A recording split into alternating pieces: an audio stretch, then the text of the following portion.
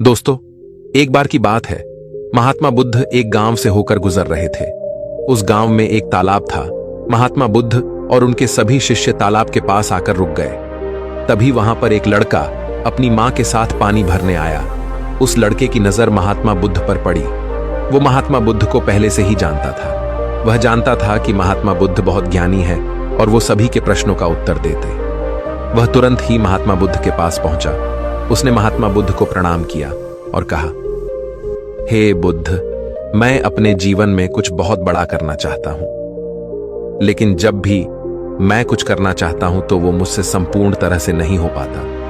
मुझे तो कुछ समझ ही नहीं आता कि आखिर में क्या गलती कर रहा हूं। इसलिए मैं आज आपसे यही प्रश्न पूछने आया कि लक्ष्य को पाने के लिए ऐसी कौन सी कठिनाइयां हैं जो हमें पार करनी होगी।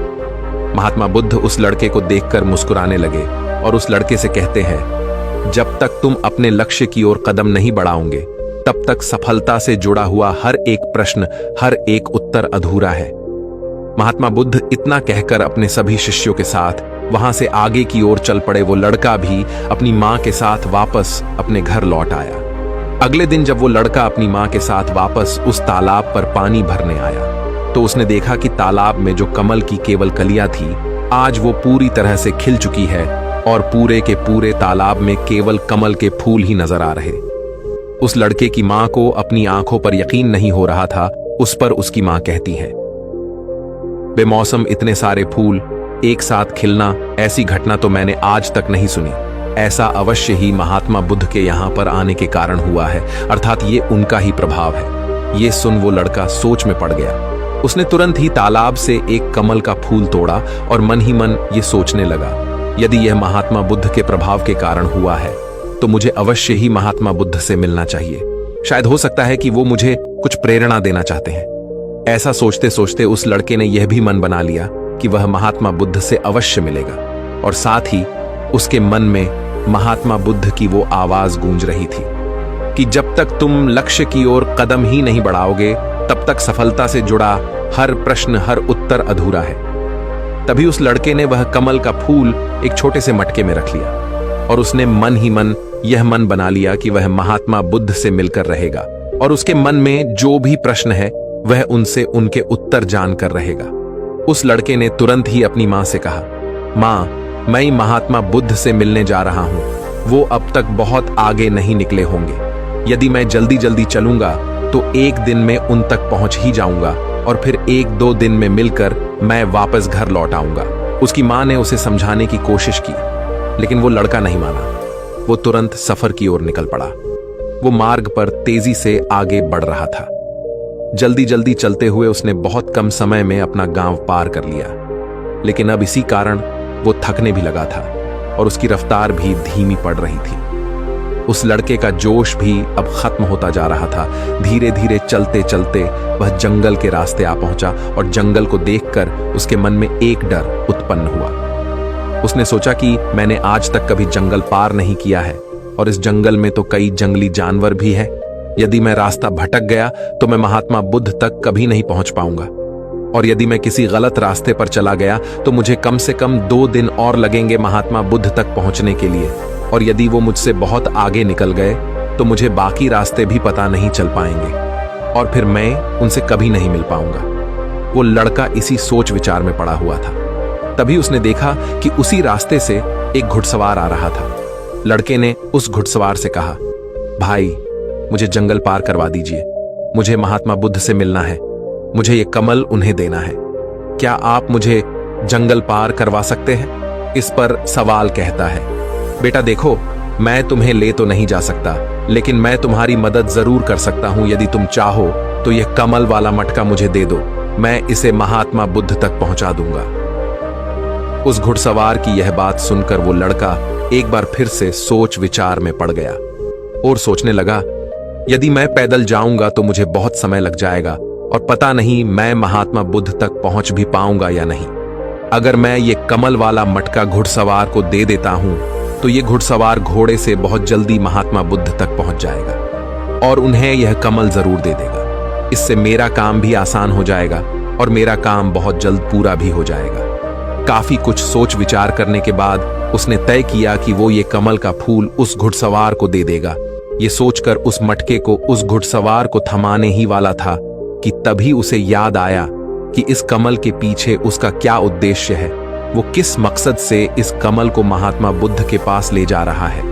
तभी उस लड़के के मन में एक और विचार उत्पन्न हुआ, यदि मैं इस कमाल को लेकर महात्मा बुद्ध तक नहीं पहुंचा तो फिर मेरा जो प्रश्न है मैं उनके उत्तर कैसे जान पाऊंगा। और हो सकता है कि मुझे मेरे जीवन में बस ये एक ही मौका मिला है जिसमें मैं महात्मा बुद्ध से मिल सकता हूं और अपने सभी प्रश्नों के उत्तर पा सकता हूं। हो सकता है कि दोबारा मुझे ये अवसर ना मिले, इसलिए मैं ये मटका नहीं दूंगा। मैं इसे स्वयं ही महात्मा बुद्ध तक पहुंच जाऊंगा। काफी कुछ सोच विचार करने के बाद उसने घुड़सवार से कहा, देखिए, ये मटका तो मैं खुद ही उन तक ले जाना चाहता हूं, क्योंकि मेरा उनसे मिलना बहुत जरूरी है। मेरे मन में कई प्रश्न हैं जो मैं उनसे जानना चाहता हूं, इसीलिए यह फूल मैं ही उन्हें दूंगा। इसलिए कृपया करके मुझे जंगल से बाहर निकलने का रास्ता बता दीजिए, मैं स्वयं ही चला जाऊंगा। इस पर उस घुड़सवार ने उस लड़के को जंगल से बाहर जाने का रास्ता बता दिया और उस मार्ग पर आगे की ओर बढ़ चला। वो जल्दी जल्दी मार्ग में आगे बढ़ रहा था और देखते ही देखते शाम का वक्त भी होने आया था। तभी उस लड़के के मन में एक और विचार आया और वो ये सोचने लगा, यदि शाम के वक्त मैं इस जंगल में भटक गया तो मेरा क्या होगा? मैं महात्मा बुद्ध तक कैसे पहुंच पाऊंगा? और अगर मैं उनसे नहीं मिल पाया तो मेरी यात्रा बेकार हो जाएगी। इससे तो अच्छा होता कि मैं उस घुड़सवार को ही ये मटका दे देता, वह उसे महात्मा बुद्ध तक अवश्य पहुंचा देता।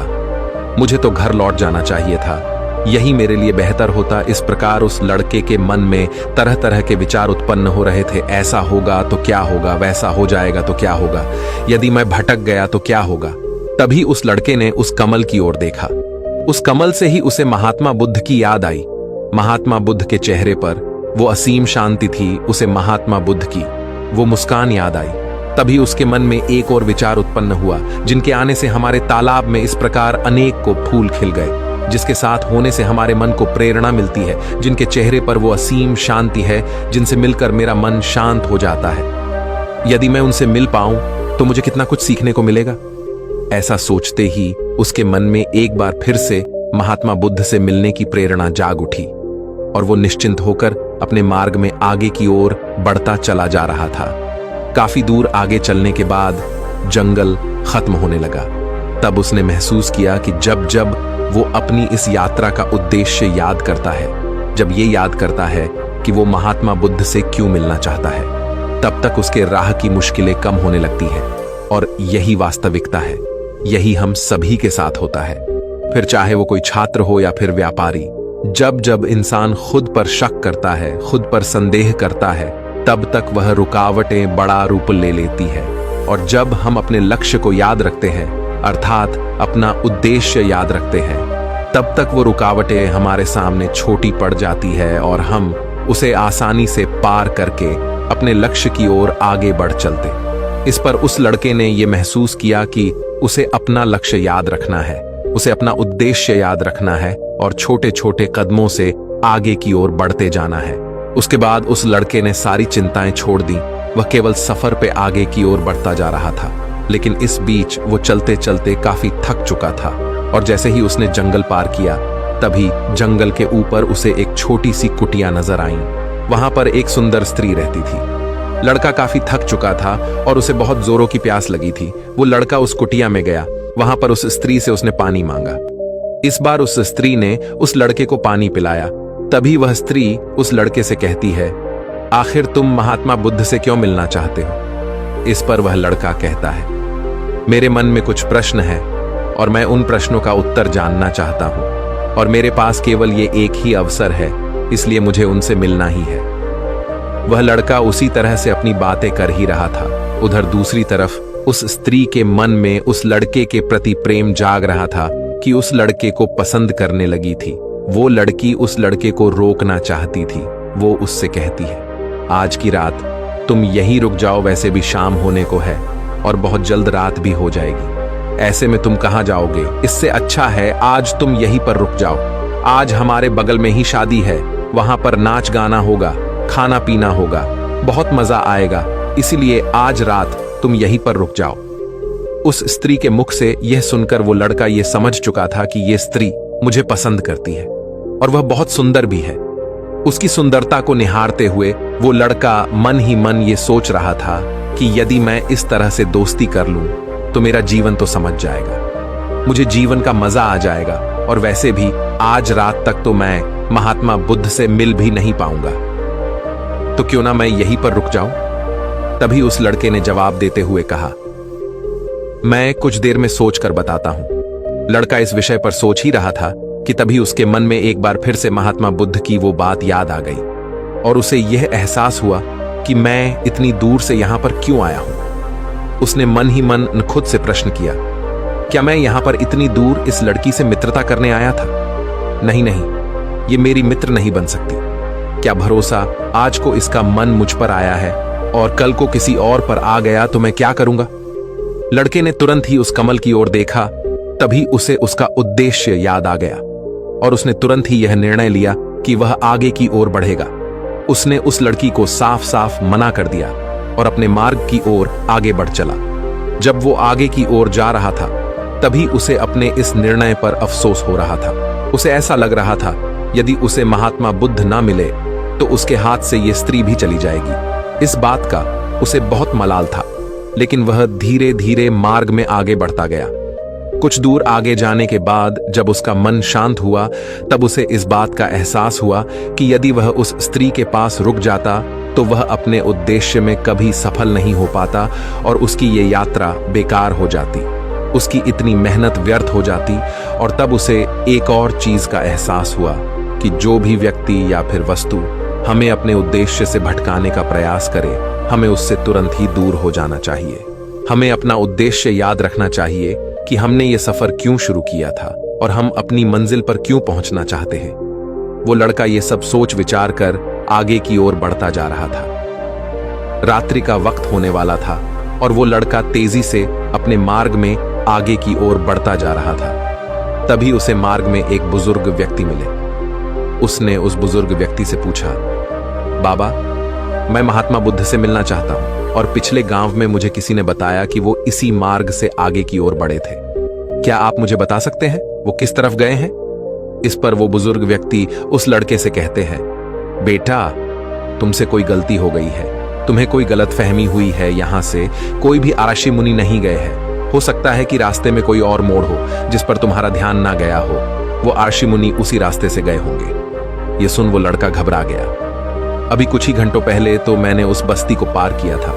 यदि मैं वापस गया तो मैं बहुत पीछे हो जाऊंगा और अब तो अंधेरा भी होने को है। मेरे पास ना तो कोई रहने का कोई साधन है और ना ही खाने पीने का।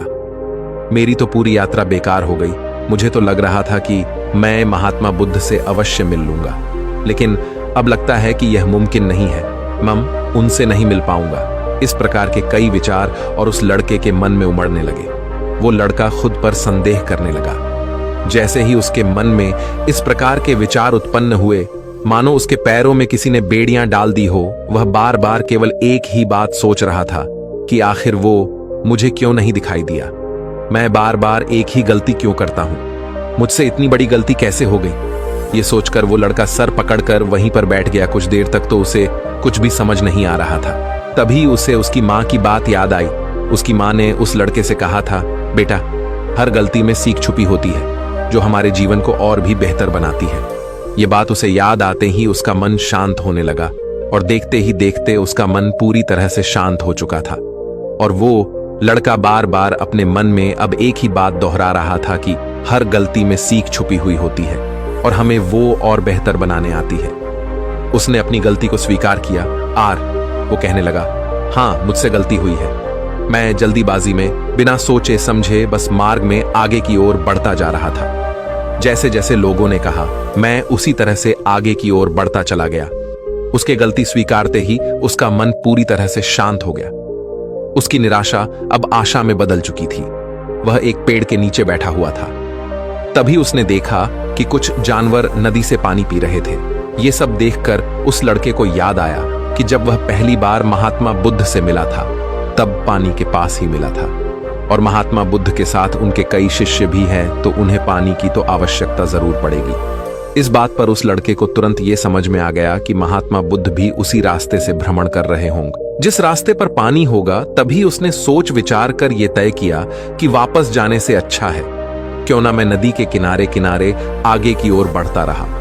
ऐसा सोचते ही उसने तुरंत ही रास्ता बदल दिया और अब वह नदी के रास्ते आगे बढ़ने लगा। जैसे जैसे वो आगे बढ़ता जा रहा था, उसका मन और भी हल्का होता जा रहा था, उसका मन और भी शांत होता जा रहा था। तब उसने अनुभव किया कि जब मन बहुत शांत होता है तो हमारा मन बहुत हल्का हो जाता है और जल्दबाजी नहीं करता और ना ही किसी में या खुद में कोई कमी निकालता है। हमारी बुद्धि पहले से बेहतर काम करने लग जाती है।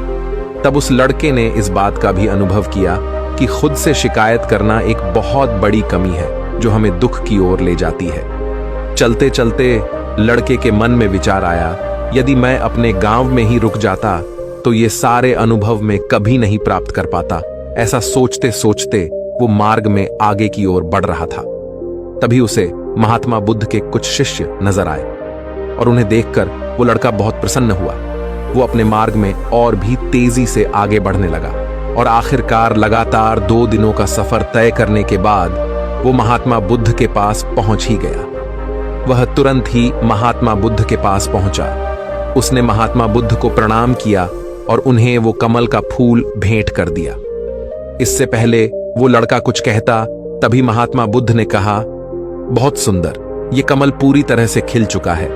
2 दिन पहले ही तुमने मुझसे पूछा था कि लक्ष्य को पूरा करने के लिए इंसान को कौन सी कठिनाइयों को पार करना पड़ता है, लेकिन 2 दिनों बाद तुमने बहुत सारे अनुभव प्राप्त कर लिए हैं। तुम्हारा ये धैर्य और ये मुस्कान देखकर लगता है कि तुमने इस यात्रा में बहुत कुछ सीखा है। इस पर उस लड़के ने यात्रा में घटित हुई हर एक बात महात्मा बुद्ध को बता दी। तभी महात्मा बुद्ध ने उस लड़के से कहा, तुम्हारे मन में जो भी प्रश्न है मैं उनके जवाब तुम्हें जरूर दूंगा। आगे महात्मा बुद्ध कहते हैं, बिना कोशिश के हर चीज जरूरी है। जब इंसान किसी लक्ष्य के लिए उस रास्ते पर चलता है तब सबसे पहले वह अपने अनुभव से ही सीखता है और जब धीरे धीरे उसका विवेक जागृत होने लगता है, उसकी बुद्धि काम करने लगती है, तब दूसरे के अनुभव और दूसरों की गलतियों से भी सीखने लगता है। जीवन में यदि सफल होना है, किसी लक्ष्य को प्राप्त करना है, तो सफलता का रहस्य से सीखने से पहले हमें उस रास्ते पर चलना पड़ता है। महात्मा बुद्ध आगे कहते हैं, किसी भी लक्ष्य को प्राप्त करने के लिए उस रास्ते में हमें 3 दिक्कतें आती है और इनका निवारण करने के बाद ही हम अपने लक्ष्य तक पहुंच पाते हैं। और तुमने भी वो 3 बातें सीख ली। पहला, अपने उद्देश्य को पहचान और उसके प्रति समर्पण करो। जैसे कि तुम ये कमल का फूल मुंह तक पहुंचाना चाहते थे और तुम्हारा उद्देश्य भी यही था। तुमने ये जान लिया था कि ये फूल मुझ तक पहुंचाने के लिए तुम्हारा क्या उद्देश्य है, जिस कारण तुम्हारे मन के सारे संदेह खत्म हो गए। इसके बाद जब भी तुम फूल को देखते थे तो तुम्हें अपना उद्देश्य से याद आ जाता। आगे महात्मा बुद्ध ने कहा, तुमने स्वयं के अनुभव से ही यह जान लिया कि अपनी मंजिल तक किस प्रकार हमें पहुंचना है और सब कुछ तुम्हारे भीतर से ही प्रकट हो रहा है। वह लड़का महात्मा बुद्ध की सारी बातें ध्यानपूर्वक सुनता रहा। तभी आगे महात्मा बुद्ध कहते हैं, तुम्हारे मन में कई प्रकार के डर और संशय थे।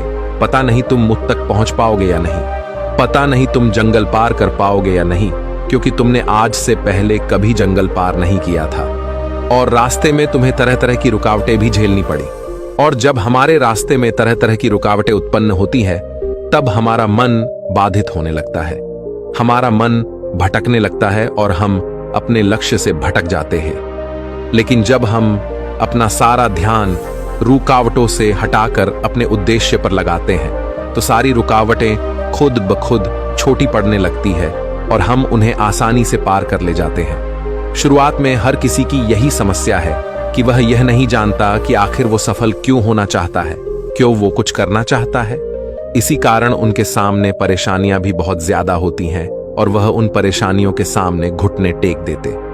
लेकिन जैसे जैसे आप आगे बढ़ते हैं, अपने लक्ष्य के प्रति समर्पित हो जाते हैं, तो वैसे वैसे चलते जाना आसान हो जाता है और हम अपने लक्ष्य तक पहुंच ही जाते हैं। आगे महात्मा बुद्ध उस लड़के को तीसरी बात बताते हुए कहते हैं, असली शक्ति इच्छाओं को पूरा करने में नहीं बल्कि उनको मिटाने में कहते हैं कि हम जानते हुए भी सही काम नहीं करते। अगर हम अपने उद्देश्य की ओर आगे बढ़ते हुए आकर्षणों को पीछे रुक जाते तो हमारी यात्रा कभी पूरी नहीं हो सकती। इसलिए जैसे इस यात्रा के दौरान तुमने फूल हमेशा अपने साथ रखा, अपने पास रखा, वैसे ही उद्देश्य हमेशा सामने रखना चाहिए। हमारा लक्ष्य हमेशा हमारी आंखों के सामने होना चाहिए। इससे हमें निर्णय लेने में आसानी होती है। अन्यथा हमारे मन का संदेह, हमारी मन की शंका हमें कभी भी सही निर्णय नहीं लेने देती और वह हमें मन की उलझनों में फंसाकर रख देती है। इसलिए संदेह के प्रति सचेत रहे। आगे महात्मा बुद्ध उस लड़के से कहते, बेटा, खुद पर शक करने की आदत से ज्यादा खतरनाक और कुछ भी नहीं है, क्योंकि जितना नुकसान आपके नकारात्मक विचार आपका कर सकते हैं उतना और कोई नहीं कर सकता। यदि आप खुद पर संदेह करते हैं तो आप अपने प्रयास में विफल ही हो जाओगे, क्योंकि आप अपने प्रयास पूरी ढंग से कर ही नहीं पाओगे।